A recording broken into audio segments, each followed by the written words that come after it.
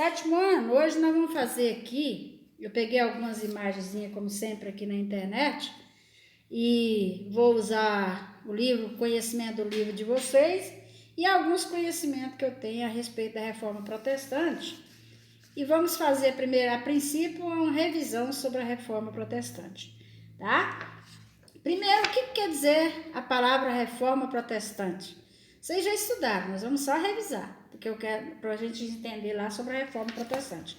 Então, quando a gente fala Reforma Protestante, né, é um movimento, né, ou seja, alguns líderes né, de dentro da Igreja Católica, eles começaram a questionar algumas práticas da Igreja, né? Aí, por que eles fizeram isso? Porque agora, por exemplo, com as mudanças que estavam ocorrendo, né? Porque agora nós estamos estudando a Idade Moderna, né? Durante a Idade Média, nós aprendemos que os únicos que sabiam ler eram os membros da igreja, né? Nem os padres não sabiam ler, né? Tanto é que um dos questionamentos dos reformistas é a questão da instrução dos padres, né? Que para eles os padres deveriam, pelo menos eles, saber ler, né? E outro que eles estavam questionando é que agora eles queriam uma religião que fosse condizente com essa nova sociedade que estava surgindo, com essas transformações que estavam ocorrendo e com esse novo homem que estava ocorrendo. Então, na realidade, como diz aqui no livro de vocês, eles procuravam defendiam a criação de uma religião simples, mais próxima dos ensinamentos de Jesus Cristo, e que buscasse uma nova maneira de ser cristão. Então, esse era o ideal que eles tinham. Outra, eles passaram a questionar certas práticas da igreja. Aqui no livro fala abuso. Eu não vou usar a palavra abuso. Por quê? Porque eu acredito assim que eu respeito, né, a crença das pessoas. Então, nós vamos falar, eu vou colocar assim a Reforma Protestante com uma forma assim mais moderada, né? Eu vou mostrar o que o livro diz. Se tiver mentindo, não sou eu, é o livro, né? Esse assunto, como é um assunto assim meio polêmico, eu vou basear no livro, certo? Então, uma das práticas que eles estavam questionando é porque durante a Idade Média vocês aprenderam que a maior potência que existia era a Igreja Católica, né? Aí o que acontece? Eles passaram a questionar, por exemplo, a venda de relíquia sagrada, né? Que a igreja vendia certos objetos, por exemplo, espinho, dizendo que pertencia à coroa de Cristo, pedacinho de madeira que pertencia à cruz de Cristo, como vocês falam, né? Tá? E aí mostra aqui também outra prática que ainda prevalece até hoje, que é a venda das indulgências, ou a cobrança do perdão de pecado. Só que, por exemplo, nós vamos perceber aqui agora, como a imagem está mostrando aí, os primeiros que vão questionar. Eles são chamados os primeiros reformadores, ou os antecessores, né, de Martinho Lutero. O bonitinho do meu computador aqui saiu. E esse aí que vocês observaram na imagem é o primeiro reformador, que é o John Wycliffe, né? John Wycliffe, por exemplo, todos esses que vão lutar, tirando o rei lá, a maioria deles são o quê? São professores de universidade, né? Que eles vão estudar na universidade, aí lá tá tendo aquelas duas visões que nós vimos na aula passada. A escolástica, né? E a patrística, né? As duas correntes filosóficas que vai prevalecer agora na Idade Moderna que está surgindo. A patrística vocês já viram que prega o quê? Os dogmas da igreja, né? O teocentrismo segundo a visão da Igreja Católica. E a escolástica já vem lá com a visão grega, que quem é o centro das explicações agora seria o próprio homem. Mas voltando no Wycliffe. O Wycliffe, ele formou em teologia, né? E ele, por exemplo, ele criticava duas coisas principais. Ele criticava o acúmulo de riqueza da igreja e a falta de instrução dos padres, dos líderes religiosos. Segundo ele, os líderes religiosos deveriam ser treinados, né, para ajudar essas pessoas. E aí o Wycliffe, o que aconteceu com ele? Ele foi preso e levado a um tribunal, né, onde ali ele passou a ser acusado de herege. Sabe o que quer dizer herege? É aquelas pessoas que criticam a igreja, né, os dogmas da igreja. Ele é expulso, né? Ele chama ele de herege ou bruxo, né? E só que o Wycliffe falava o seguinte, tá? O que o Wycliffe está dizendo? Ele pregava que a Bíblia deveria ser escrita na língua do povo, né? Inclusive, ele está fazendo a tradução aí, ó. Uma das primeiras traduções da Bíblia, essa que ele está fazendo aí. Ele está traduzindo a Bíblia para o inglês, né? O país dele, que é a Inglaterra, certo? Aí, o que aconteceu com ele? Ele não foi queimado, não foi julgado. Ele simplesmente, graças a uma artimanha lá, ele saiu defeso, saiu ileso. O outro, né, que nós vamos ver a imagem linda dele aqui, é o John Hus, né, aqui ó, John Hus, em inglês chamado John Hus. Tem até um filme dele, né, se houvesse possibilidade, eu teria passado ele para você, né, mas se vocês quiserem assistir, vocês podem. O Hus, ele era o quê? Ele era professor também de universidade, na Universidade de Praga, da República Tcheca. E ele, por exemplo, o John Hus, ele defendia que os sermões deveriam, ou seja, a missa, né, deveria ser feita na língua tcheca, na língua do povo. Porque naquela época, o que acontecia? A maior parte dos sermões da igreja eram feitos na língua latina, né, no latim. E nem todo mundo, né, conhecia o latim. Tá? E uma das coisas que ele critica lá no filme dele, que os sermões, né? Eles, por exemplo, durante os sermões o padre ficava de costas para o povo, não podia olhar o rosto do líder religioso, tá? Agora só, que o que acontece? Ele criticava também, por exemplo, o luxo, a riqueza da igreja, né? E aí o que aconteceu com ele? Foi preso, julgado, e morreu como herege, né? Ele morreu queimado vivo. Mas só que observa aqui, na realidade, esses dois homens aí são os primeiros a questionar. Não são só eles, tem vários outros, tem o Ana Batista, que nós não vamos fazer aqui. Agora, quem é mesmo que vai criar, né, a reforma protestante? É esse homem aqui, ó. É o Martinho Lutero, né? Martinho Lutero é que vai dar início à reforma protestante no século XVI, certo? Aí por que, por exemplo, Martinho Lutero, ele vai ser igual os outros lá. Um dos argumentos de Martinho Lutero, ele vai criar o quê? Ele vai condenar o quê? A tal da chamada venda de indulgência, tá? Tem até uma imagem aqui, ó, que é quando a igreja passa, né? Eu não vou falar não, vou ler aqui, porque certas coisas a professora Irene é esperta, ela não põe a mão dela em certas coisas, não. Aí o que o Martinho Lutero vai dizer aqui, no livro dele, né, questionando aqui, ele vai questionar a venda de indulgência. Aí ele vai dizer aqui, ó, em 1517, o Papa prometeu que todo aquele que desse dinheiro para a construção da Basílica de São Pedro, em Roma, né, que é o que está ocorrendo aí essa cena, receberia em troca uma indulgência plena, isto é, o perdão de todos os pecados, tá? Então, o que aconteceu? Aí o parágrafo diz que Martinho Lutero, ele pregou como forma de protesto, que nós vamos ver a imagem seguinte aqui, ó, ele fez um protesto.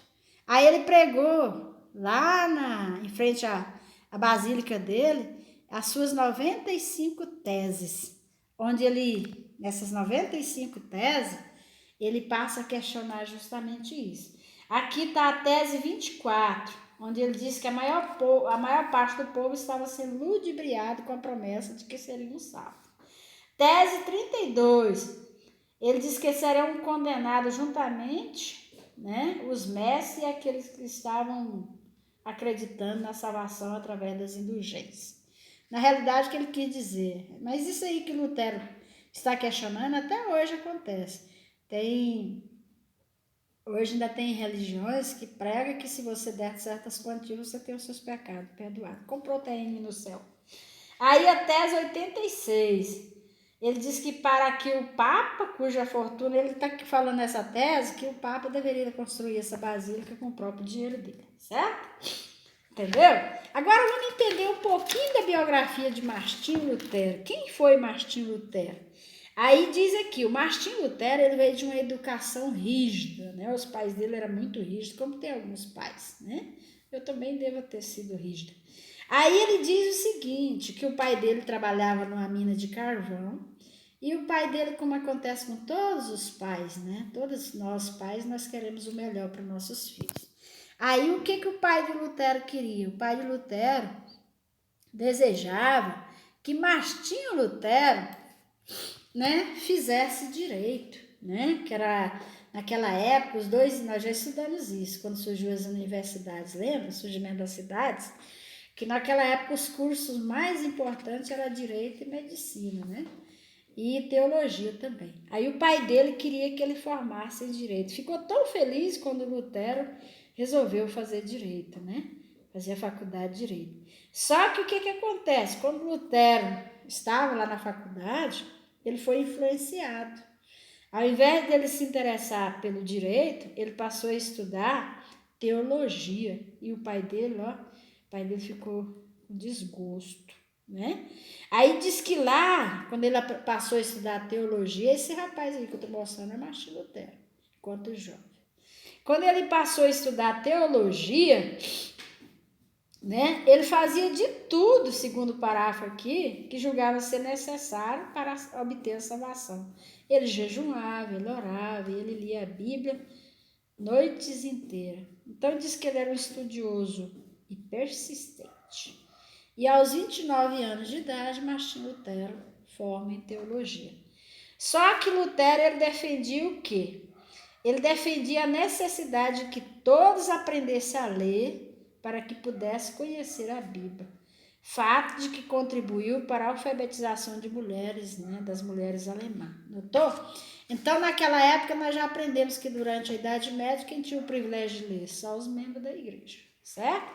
Aí o Lutero, ele criou uma igreja para ele, né, com a doutrina dele. Veja a doutrina da igreja dele. Somente a fé em Deus salva as pessoas. 2. A Bíblia por meio da qual Deus revela a pessoa. E é a única fonte confiável, né? Ensinando o povo a não confiar no homem. 3. O batismo e a Eucaristia são os dois únicos sacramentos. 4. O culto aos santos e a infalibilidade do Papa não tem fundamento. Quinta doutrina de Lutero. Qualquer membro da igreja podia se casar. Aí ele está combatendo o celibato, né? Aquele caso de que o líder religioso não pode se casar, certo? Só que você vai aprender aqui que, por exemplo, Lutero, a reforma dele é na Alemanha. E por que Lutero não foi condenado à fogueira como o John Hus? Sabe por quê? Porque a Alemanha, nesse período aqui da reforma protestante, nós já estudamos. Está surgindo o quê? Os estados nacionais. E lá na Alemanha, os príncipes queriam, né, tirar o poder, como diz, da igreja com relação a ele. Porque, na realidade, quem nomeava os príncipes? Quem, por exemplo, organizava, participava de certos eventos? Lá era o Papa, né? Para eles era muito respeitado. Agora, só que diz aqui, ó, diante do avanço do luteranismo, o imperador Carlos V, que governava a região da Alemanha, onde Lutero, né, apareceu pregando, ele proibiu o culto luterano nos principados católicos, naqueles príncipes que seguiam as ideias católicas, falou assim, que não vai ter culto das ideias, não vai pregar as ideias de Lutero aqui não. Mas, na realidade, o que Lutero estava falando? Lutero estava falando o que ele aprendia na Bíblia, né? Aí diz assim, ó, os príncipes luteranos protestaram contra essas proibições. Daí o termo protestante.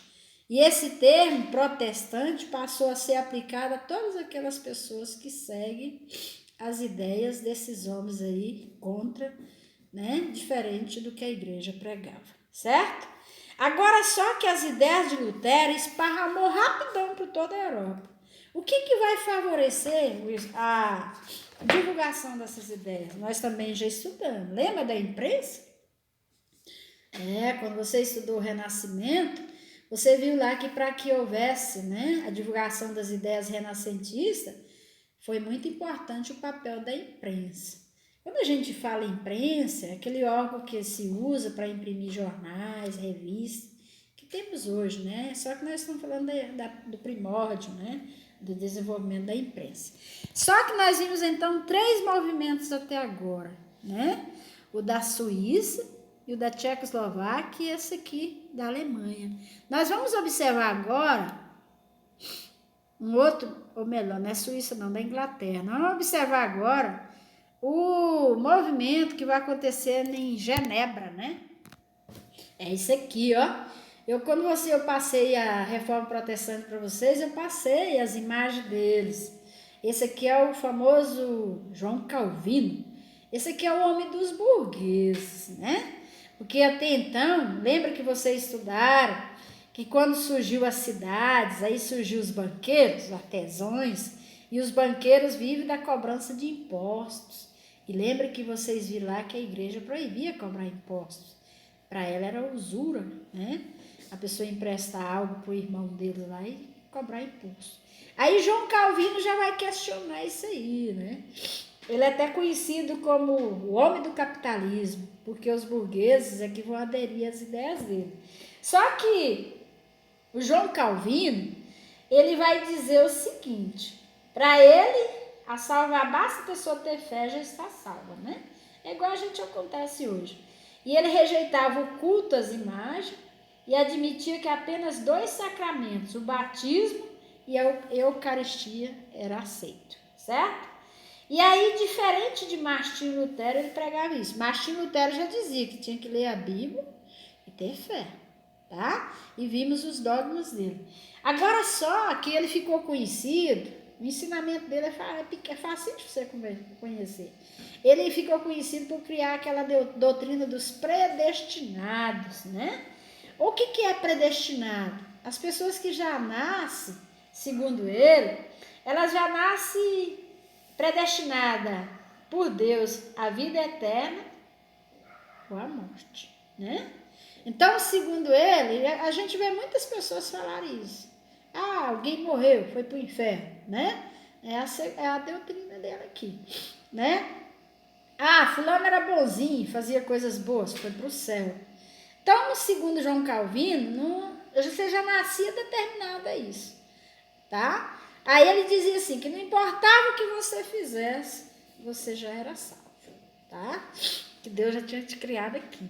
Isso aí, se você for ler a Bíblia, lá para a nação de Israel, se aplicava isso aí, certo?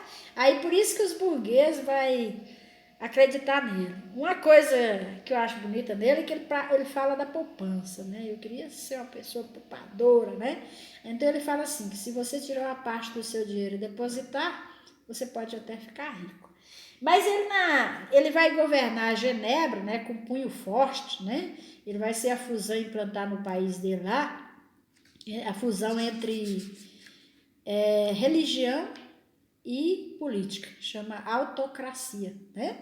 E ele vai criar alguns dogmas lá para o país dele, como diz aqui, em 1541, ele tornou o principal figura, ou governo, ele assumiu o governo de Genebra, na Suíça. E ele comandou com mão de ferro, foi mesmo um ditador, né? Só que ele proibiu, o que ele ficou proibido? Ele falava que era proibido a teatro, era proibido dança e jogos de azar, né? Então, os ensinamentos dele, não podia praticar essas coisas. Pois, no caso, hoje não pode assistir novela, né? Se bem que eu não gosto de novela, não. Novela vicia, certo? Aí, se você for estudar, mas vocês não vão ver mais na frente. Só que, por exemplo, as ideias desse homem, igual a ideia de Martinho Lutero, eles vão seguindo as ideias um do outro e vai aprimorando, né? Vai aperfeiçoando, do jeito que eles acham que é correto. Só que veja aqui no livro de vocês fala a expansão do calvinismo, né? Aí, por exemplo, a valorização do estilo dele, que ele propagava, era o estilo burguês, né? Que contribuiu para a rápida difusão dos ideais capitalistas por toda a Europa, certo? Então, na realidade, aí tanto é que diz aqui, ó, na Escócia, os calvinistas foram chamados de presbiterianos, na Inglaterra de puritanos e na França de huguenotes. É o nome que era dado aos seguidores deles, certo? Entendeu? Tá certo? Só que, por exemplo, nós já vimos aí, então, 4 movimentos reformistas. Os antecessores, né, que é o lá da Inglaterra, né, que é o John Cliff, né? Vimos lá o da Tchecoslováquia, né? Os dois traduziram a Bíblia para a língua deles, e o Martinho Lutero da Alemanha. E esse aqui é o da Suíça, né? Agora nós vamos observar o da Inglaterra aqui, o chefão que vai criar uma das maiores igrejas que existe na Inglaterra. Esse lindão aqui, né? Maravilhoso. Vocês já viram. Quem que é ele? Esse aqui é o famoso Henrique VIII. Só que o Henrique VIII, naquela época, os reis, na realidade, que você está percebendo aí, é que os reis agora querem tomar suas próprias decisões. E o Henrique VIII, ele era o líder, o chefe, o rei da Inglaterra, né? Tem até a imagem dele aqui no seu livro, ó, ele em pé aqui, ó, o bichão aí, ó. Ah, tanto que era elegante. Então, o Henrique VIII, tolamente, ele era casado com essa mulher aqui, ó, a Catarina Aragão. Ela era descendente dos reis espanhóis, lembra? A princesa Isabel, a rainha Isabel, né, de Castela, que você estudou, e o rei Aragão, o Fernando, né, o rei Fernando de Aragão. São os pais dela, o avô, não sei lá. Aí o que acontece? Ele pretendeu se separar dela. Só que tem uma coisa, quando ele pretendeu se separar dela, a igreja não aceitou, porque naquela época, igual acontece hoje, por exemplo, se um parente seu se casar, muitas vezes ele casa não só com a esposa, né? Ele também casa com a família, passa a entrar na família. E aqui naquela época era a união de dois países, a Inglaterra e a Espanha. Então fazia-se uma aliança política, né?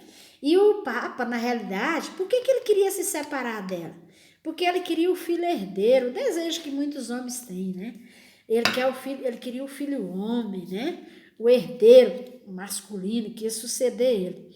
Aí o que vai acontecer? Ela não dava, ela só lhe dava mulheres. Aí ele achou na cabeça dele que separando dela e se casando, se divorciando dela, se casando com a Ana Bolena aqui, ó, a amante dele da corte lá, moça da corte, ele teria sonhado filho homem. Bobão. Separou, mas continuou tendo mulher. Só que, por exemplo, ele não sabia de uma coisa que hoje a ciência já comprovou, que quem é o responsável, quem que determina o sexo do filho?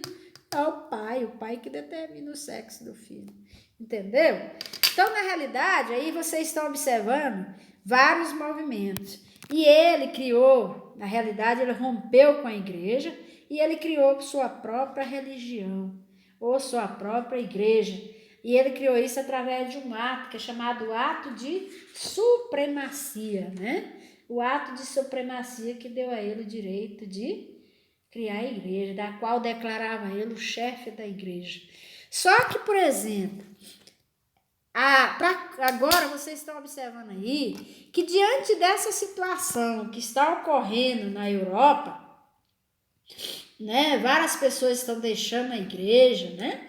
Então, por exemplo, rompendo com a igreja vai tomar uma ação. E essa ação da igreja, que é chamada de contra-reforma ou reforma católica, tá? Então, o que acontece? Para impedir o avanço do protestantismo, a igreja vai criar algumas táticas. Quais são as táticas? Primeiro, ela vai reativar, né, que foi criado em 1534, o concílio, a ordem dos jesuítas. E essa ordem dos jesuítas, ela vai ser criada, eles se chamavam soldados de Cristo, vai ser criada pelo espanhol chamado Inácio de Loyola. Vocês vão estudar muito sobre eles quando for estudar a América, o Brasil na América e a América Espanhola, vocês vão estudar sobre eles, tá? Outra coisa que eles vão convocar em 1545, que vai ser convocado pelo Papa III, é o Concílio de Trento, né? Tá? Só que esse Concílio de Trento é tipo uma reunião, ele foi interrompido por várias vezes, por guerra, também aquela peste que nós já estudamos, certinho? Agora, só que outra coisa que eles vão criar lá é o famoso index. Sabe o que quer dizer index? É a lista de livros que são proibidos aos católicos. São livros dos protestantes. Eles achavam que a pessoa lendo, entrasse em contato com esses livros, né? O que ia acontecer com eles? Eles deixariam, né, de seguir o catolicismo. Igual esse senhor aqui, ó. Ó, mostrei aqui, ó. Aqui, ó, ele tá fazendo o quê? Aqui, ó, vamos dizer, praticamente no escondidinho, ele está fazendo a comparação de duas Bíblias, né? Para ver qual delas era certa. Então, adiantava isso aí, por exemplo, proibir as pessoas de ler? Não, porque você sabe que quanto mais se proíbe as pessoas, mais elas, né, escapolam, certo? Então é melhor deixar um pouco livre. Agora, outra coisa que eles vão criar é a famosa a Inquisição, que ficou conhecido como o Tribunal da Inquisição.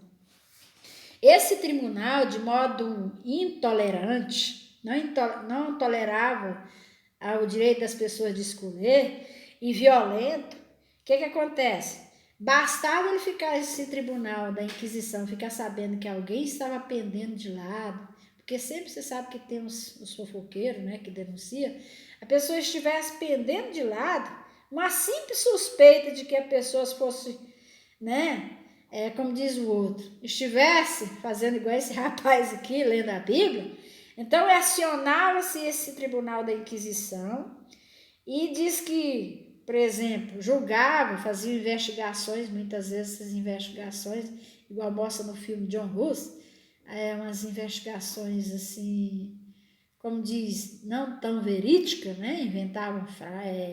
Inventavam coisas sobre a pessoa, e a pessoa era julgada, condenada, e às vezes ela perdia os seus bens, a sua terra, a casa e os móveis, e ela ficava na prisão perpétua, né? Mas, ou então, muitas vezes seria morta na fogueira, certo? Então, isso que nós vimos hoje são as mudanças, né, que vão acontecer dentro da igreja e que vai favorecer o surgimento, né, de outras religiões, né, que vai dar mais, como diz, praticamente as pessoas vão poder escolher a sua própria fé. E eu espero que vocês tenham